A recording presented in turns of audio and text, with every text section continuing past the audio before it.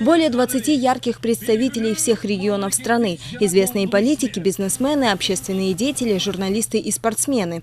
Вместе под одним флагом и под одной идеей создания сильного и процветающего государства. Практически каждый член партии – человек известный, пользующийся уважением среди населения. Здесь нет случайных людей. И судя по тому, как встречали Ашани партийцев, можно с уверенностью сказать, что партию Кыргызстан любят, на нее надеются и в нее верят.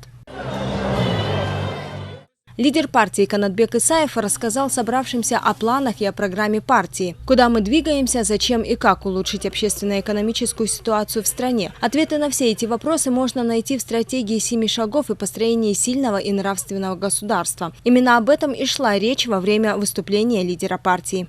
У нас вообще программа основана на 7 шагах, 7 направлениях. Первое из них – это нравственный Кыргызстан.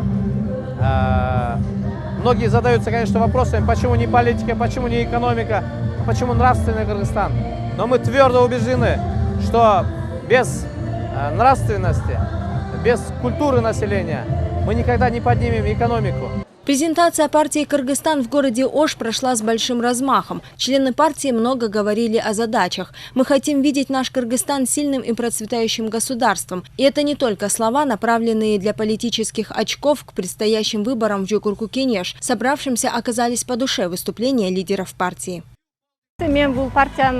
Я посмотрела на состав партии и убедилась в том, что там настоящие профессионалы. Мы видели много партий, но здесь много молодых и перспективных людей. Позже выступили звезды отечественной эстрады, известные исполнители и восходящие звезды. Ранее лидеры партии «Кыргызстан» встречались с представителями диаспор, населяющих южный регион. Лидеры партии поприветствовали старейшин и общественных деятелей города Ош. Сразу нескольким домам Ошской области была оказана финансовая помощь.